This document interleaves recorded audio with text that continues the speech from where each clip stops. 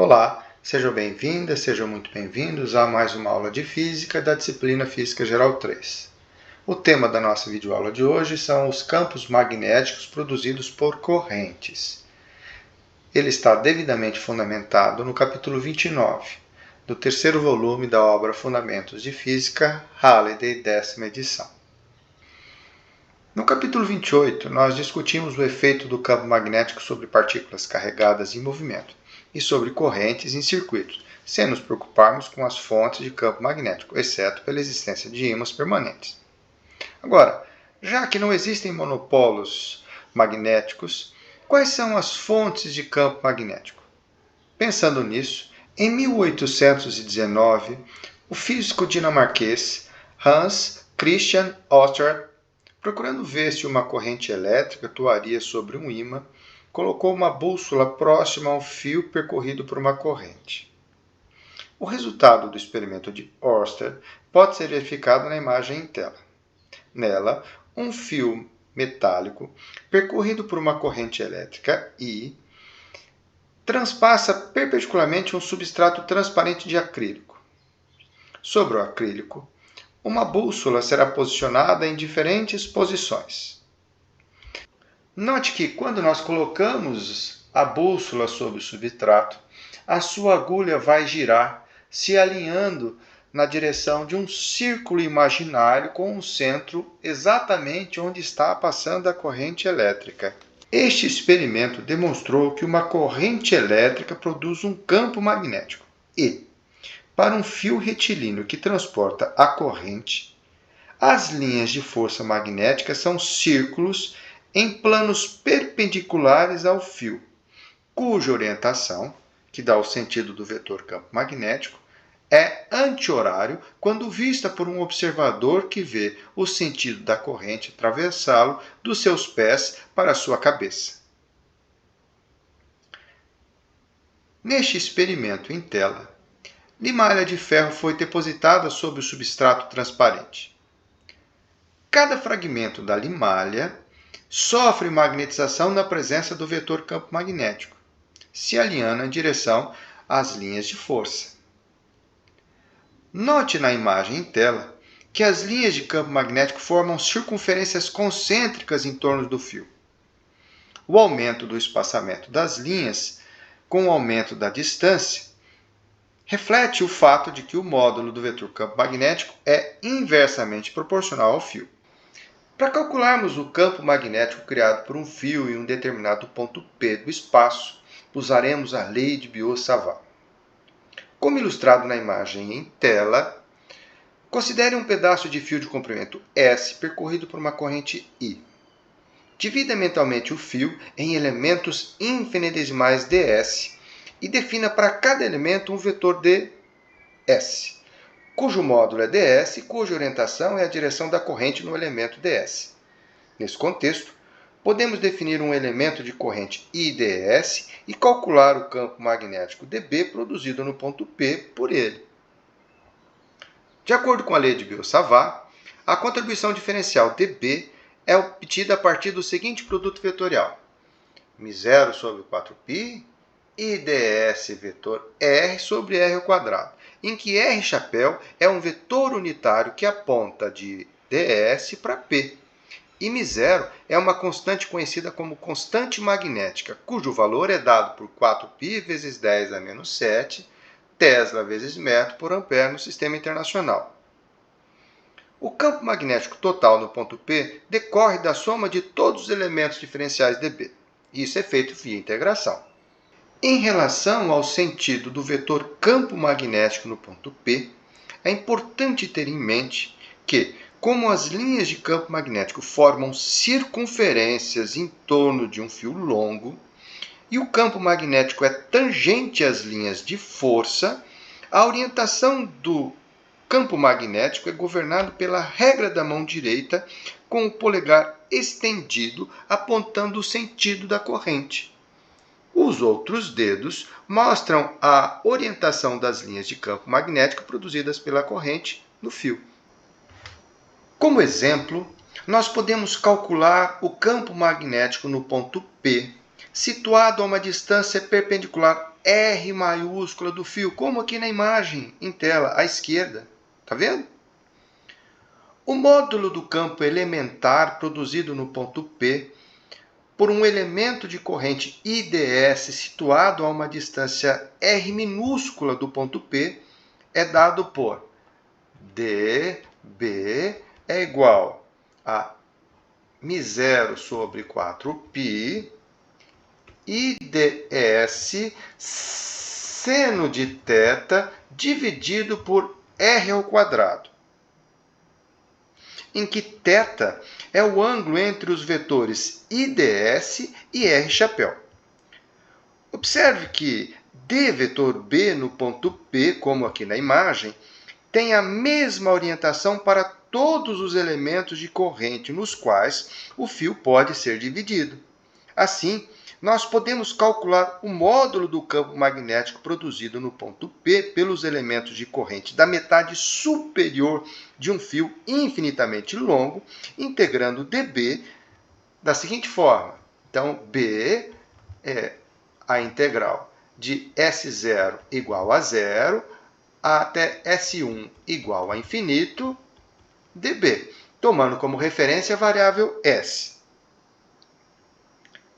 Levando em conta a existência de um elemento de corrente na parte inferior do fio, que esteja a uma distância tão grande abaixo de P, quanto o ds está acima de P.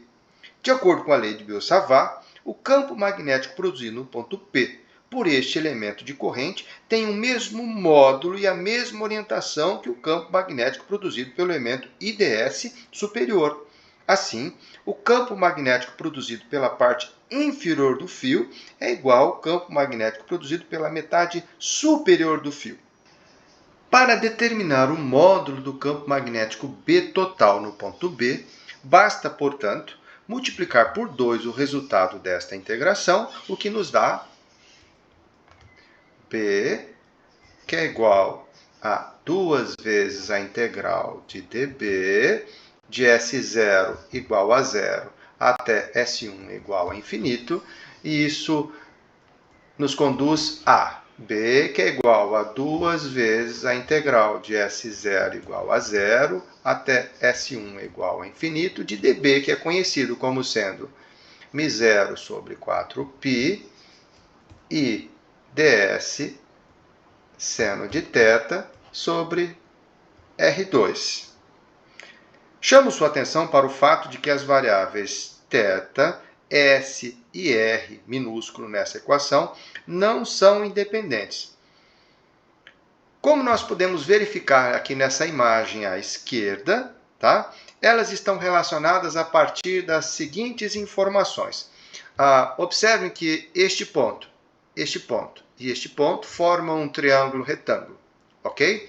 Então, neste triângulo retângulo, nós temos R maiúsculo, R minúsculo e temos S. De forma que, a partir da geometria desse triângulo retângulo, nós temos que R é igual a raiz quadrada de S ao quadrado mais R maiúsculo ao quadrado.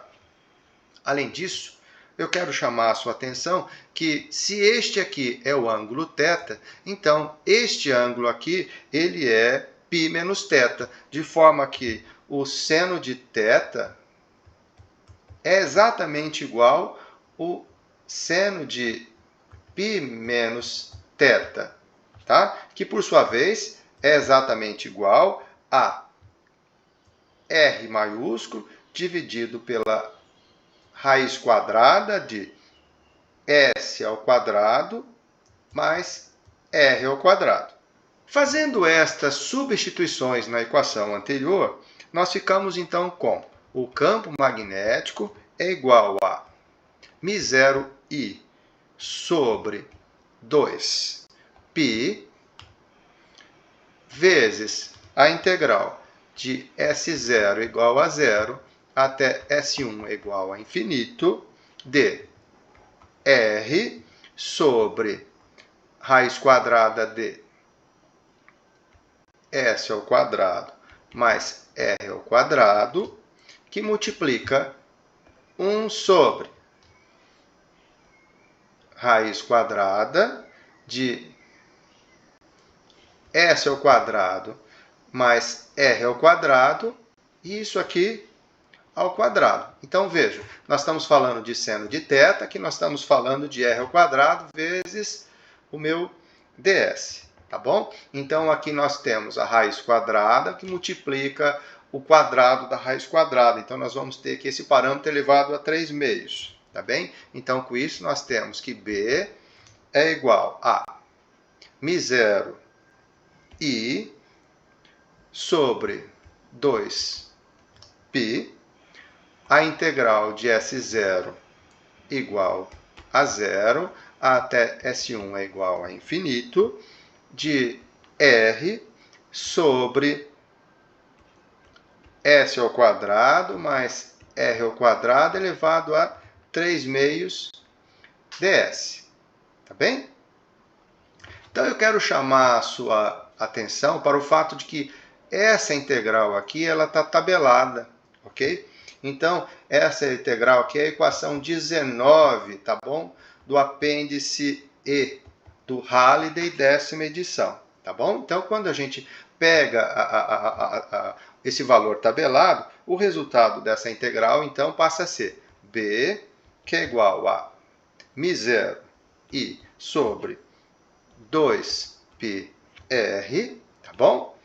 Então, fica S sobre S ao quadrado mais R ao quadrado elevado a 1 meio, tá? Então, de acordo com o teorema fundamental do cálculo, então, variando de S0 igual a zero até S1 é igual a infinito, tá bem? Então, vamos aplicar o teorema fundamental do cálculo. Antiderivada da função no extremo de cima, menos a antiderivada da função no extremo de baixo, tá? Então, vamos começar com o extremo de cima. Vamos começar com o extremo de cima, tá? Então, fazendo o numerador ir para infinito.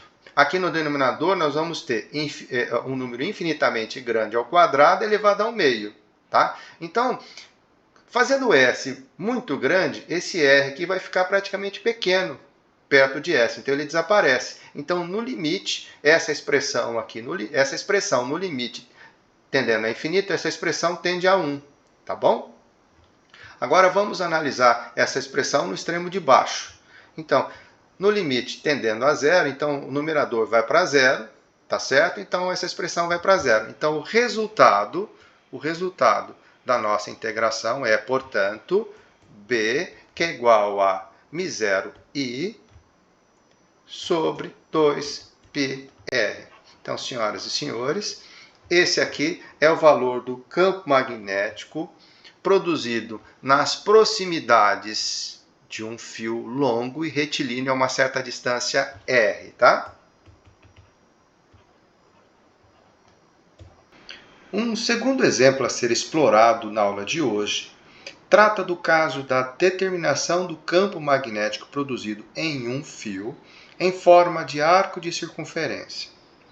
Para isso, utilizaremos mais uma vez a lei de Biot-Savart, integrando o resultado para obter o campo produzido por todos os elementos de corrente.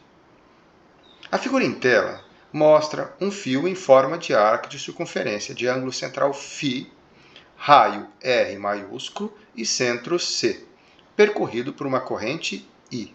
No ponto C, cada elemento de corrente IDS do fio produzirá um campo magnético de módulo dB dado por dB igual a μ0 sobre 4π IDS seno de θ dividido por R2. Note que, como mostra a imagem, qualquer que seja a posição do elemento IDS no fio, o ângulo entre os vetores ds e R chapéu é 90 graus. E a distância entre C e ds é o raio R grande. Assim, a equação acima pode ser reescrita na forma dB, que é igual a μ0 sobre 4π, IDS seno de 90 graus dividido por R grande ao quadrado. O campo total é obtido integrando todos os elementos de campo dp do arco, ou seja, B total é igual à soma de todos os dBs, variando de S0 igual a 0 até S1 é igual a S, ou seja, a integral de S0 igual a 0 até S1 igual a S de I ds seno de 90 sobre R ao quadrado. Ok? Muito bem. Como o tamanho do arco é especificado em termos do ângulo central φ e não do comprimento S, nós usaremos a identidade que diz que ds é R de φ para converter a variável de integração ds para dφ. Assim, a nossa integral ela pode ser reescrita na forma b, que é igual à integral que vai de φ0 igual a 0 até φ1 igual a φ de μ0 sobre 4π e R de φ sobre R ao quadrado. Vamos simplificar o R com a potência 2 do denominador e jogar para fora do símbolo de integração os termos que são constantes. Então, B fica igual a μ0 sobre 4πr, a integral de φ0 igual a 0 até φ1 igual a φ de dφ. A integral de dφ, de φ0 a φ, é simplesmente φ. E aí, com isso, o campo magnético criado pelo arco de circunferência é igual a μ0 I sobre 4πr φ. Então, senhoras e senhores, esse aqui é o campo magnético no centro de um arco de circunferência.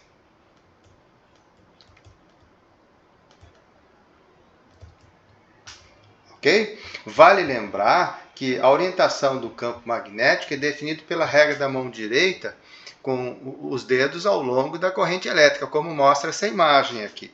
Tá bem?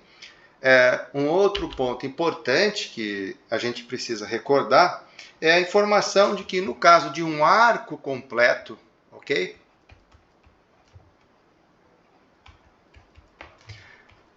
Nós temos uma espira fechada. Ok? Então, um arco completo subscreve um ângulo φ que é igual a 2π radianos. Então, na expressão acima, quando nós substituímos φ por 2π radiano, nós temos o cálculo do campo magnético criado exatamente no centro de uma espira fechada, percorrida por uma corrente I. Então, B é igual a μ0 I sobre 4πr vezes 2π radiano. Daqui nós temos, então, que o campo magnético no centro de uma espira é igual a μ0I sobre 2R.